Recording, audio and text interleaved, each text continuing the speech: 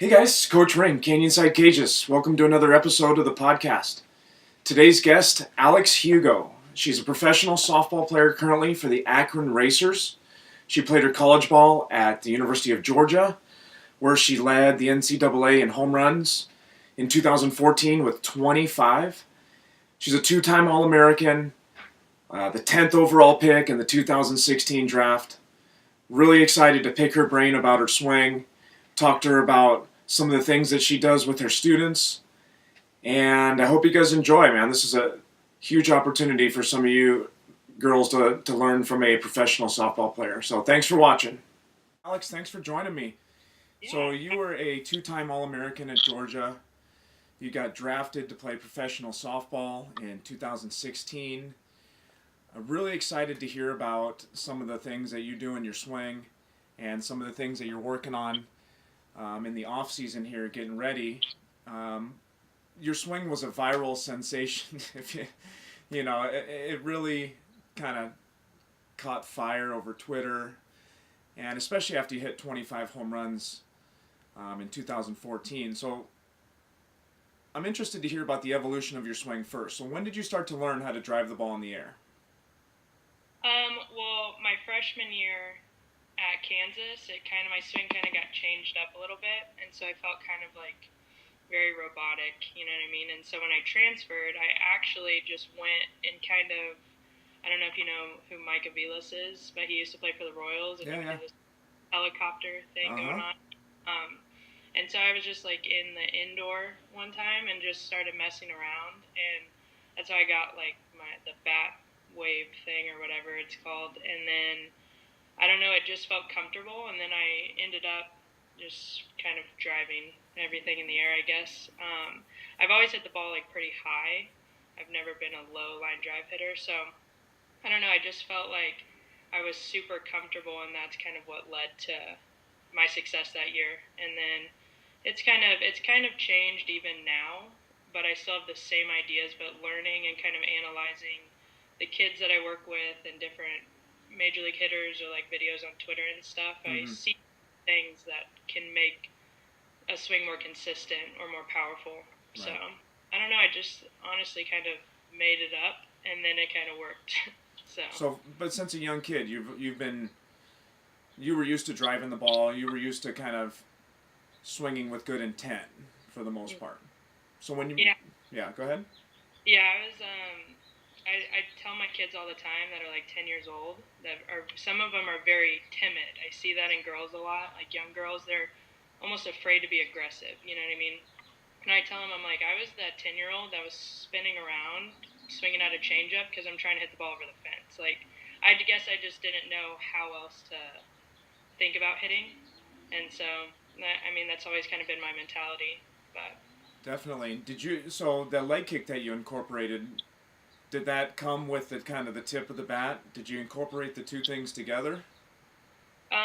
Yeah, I was just, like I said, just messing around, and then I had seen like major league players get that big leg kick, and so I just trying it, and then it ended up like just kind of coming natural, I guess. So It was pretty cool. That's really cool.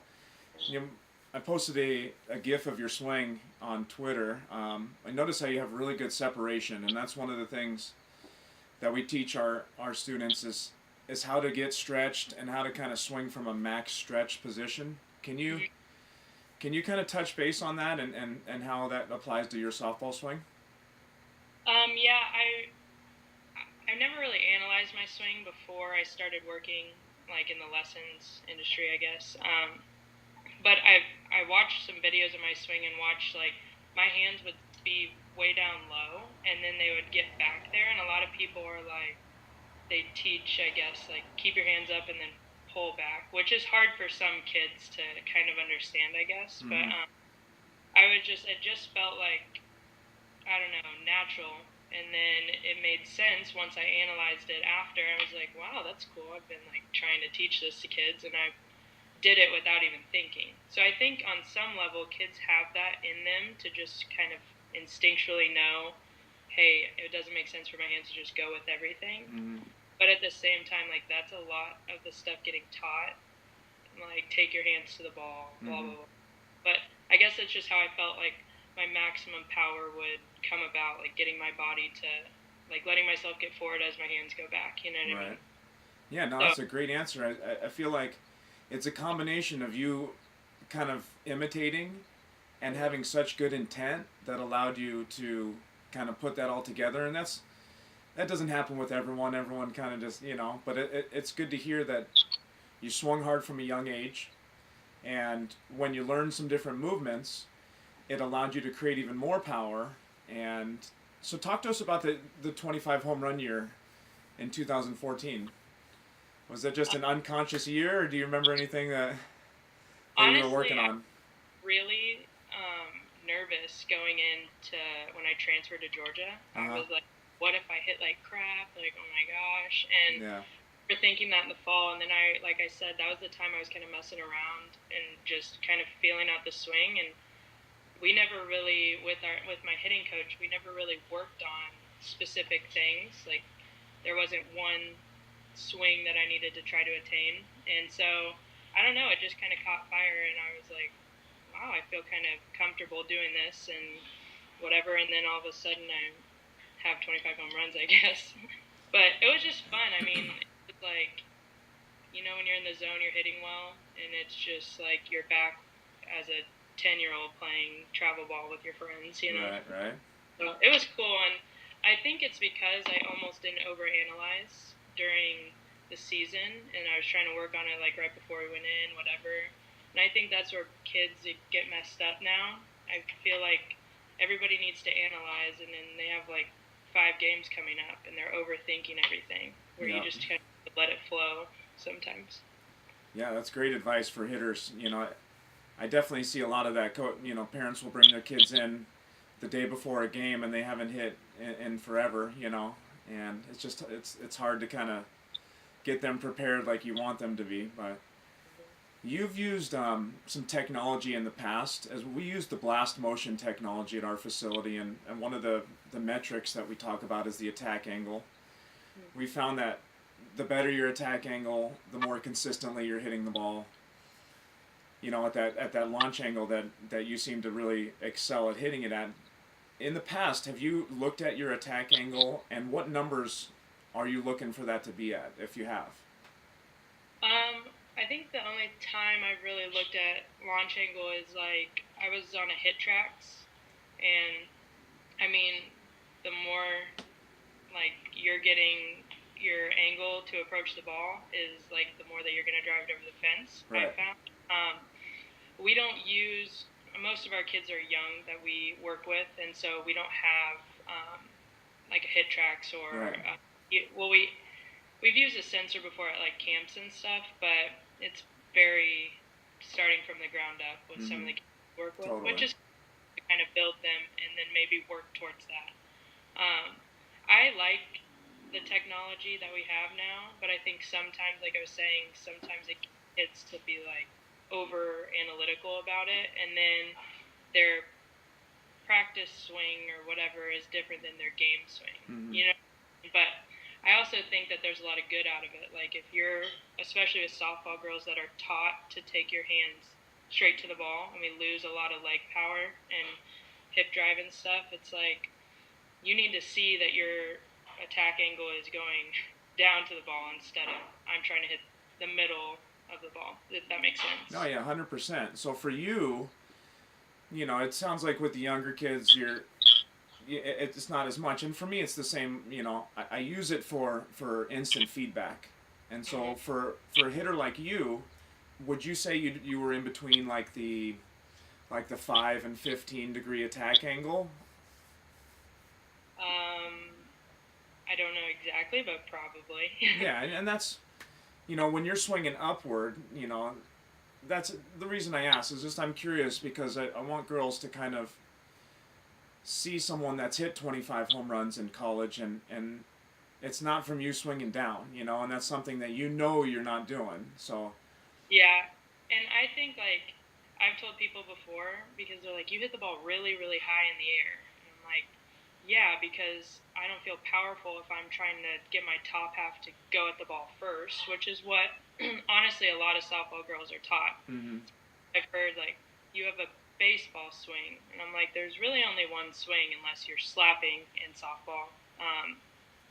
But it's hard for people to put that together sometimes. Which, like, my goal is to let girls know that it's okay to swing like out of your shoes and try to hit the ball over the fence. Right. Try to hit the ball, like, you know what I mean. It's a very different mindset, which is, I guess, why people think my swing is so unique.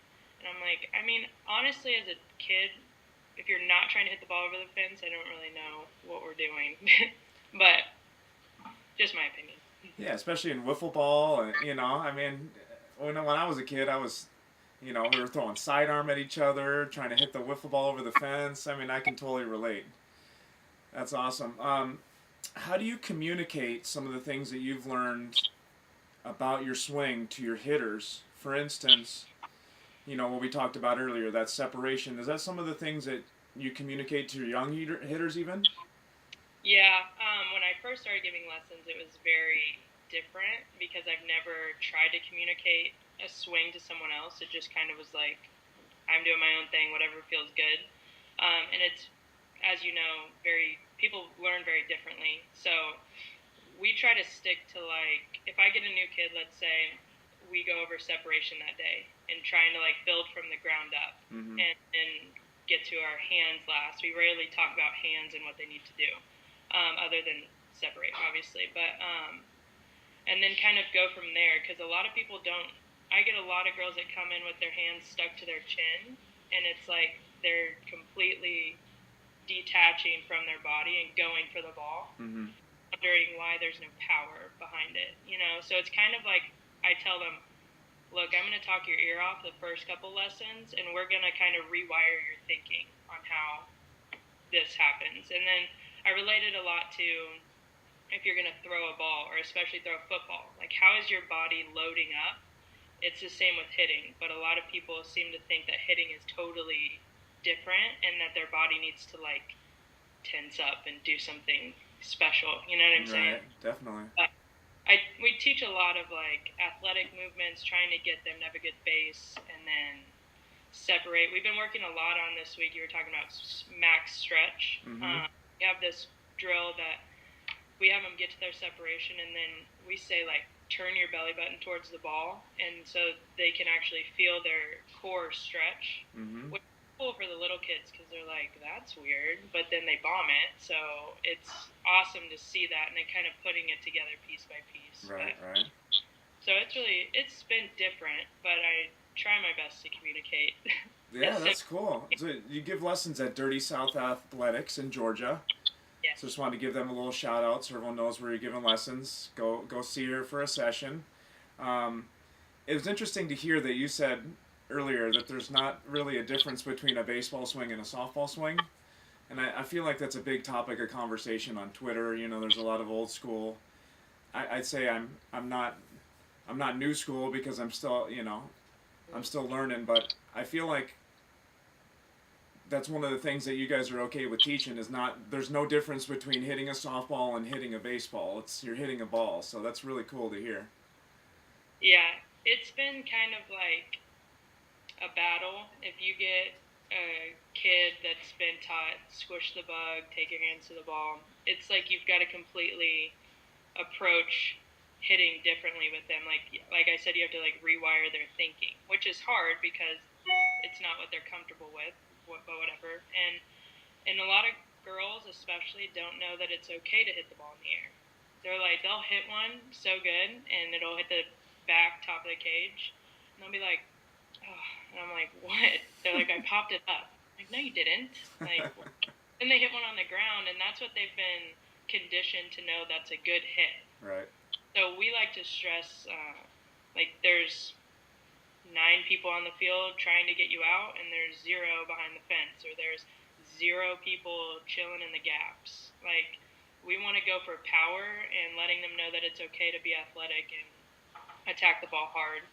And then I show my kids all the time, like, clips of baseball swings, and I'm like, go watch a baseball game, like, mimic them. I think that that's important, like, just like I did. And even when like when boys are little, they're trying to be their favorite player out in wiffle ball Right, and right. trying to make ball.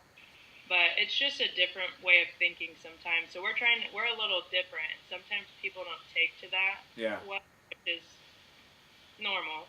It's totally. not everyone's gonna agree, but whatever. We're not trying to be right. We're just trying to help kids maximize their potential, I guess. So it's been cool. We've gotten a lot of positive feedback on because like our swings that we teach there are all different, but also have the same intent. So I think that's important. That's great. Yeah, you got to be able to. You've got different athletes, different styles, different body types, different flexibility. It's different. It's definitely different.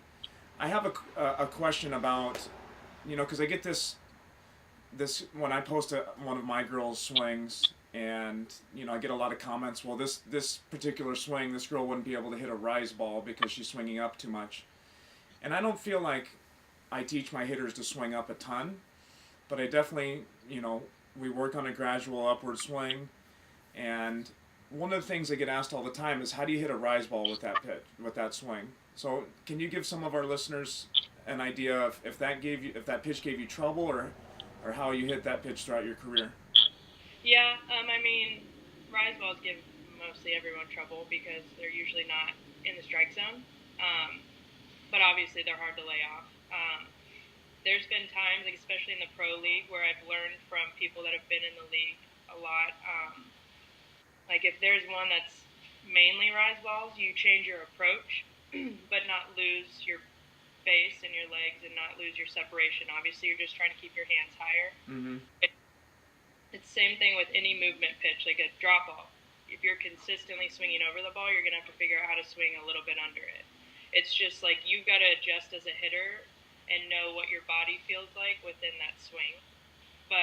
And like I struggled with inside pitches, high inside pitches, because I think it was my junior year, my hands weren't getting back to where I wanted. So like they were low. So I was consistently under without knowing, hey, I could keep my hands up and turn more instead of trying to get at the ball. Mm-hmm. You know, just Yeah. like small things that technology now is really helping with. Video, like if someone would have just shown me a video Yeah. Yeah. of doing this, But I don't know. It's hard because I'm sure because I don't know exactly how to attack like if I was facing a baseball pitcher, I wouldn't know exactly the approach to hit some nasty slider or whatever. You know what I mean? I think Mm-hmm. it's just different because rise ball is, oh, this is a softball pitch and it's so special, Right. which it is, and it works a lot of the time. But also, if you know how to be selective, then I think that you can hit it and or lay off of it. Yeah, and that's good. That's a great point, because you don't want to cater your swing just because a pitcher throws a specific pitch. You still want to be able to take the swing you want to take and not be defensive, and that type of hitter that's just trying to make contact. So that's important to know, is you don't want to cater your swing to the pitcher. Yeah, it's kind of like I wouldn't cater my swing to a changeup, but I'm gonna work on holding my separation longer to hit it. Exactly. Whereas people never talk about the changeup, but they're lunging forward and whiffing at it. Mm-hmm. So it's just like a rise ball. Yeah, you're gonna miss it most of the time if we're not adjusting. Exactly. True for any pitch, I guess. Exactly. Well, all great information. I think this is going to be the coolest part of our segment here, transitioning to baseball. So you've decided to step away from pro softball, from the Akron Racers, after a couple years, and you've decided to join the pro baseball, women's baseball rankings. Yeah, it's a national team. They have a U.S. women's national baseball team. Awesome. That is so cool. When does that stuff start? The tryouts the beginning of June, and then I think there's two parts to the tryout. So if you make it past the first round, you'll go through a second thing, and then you'll go from there.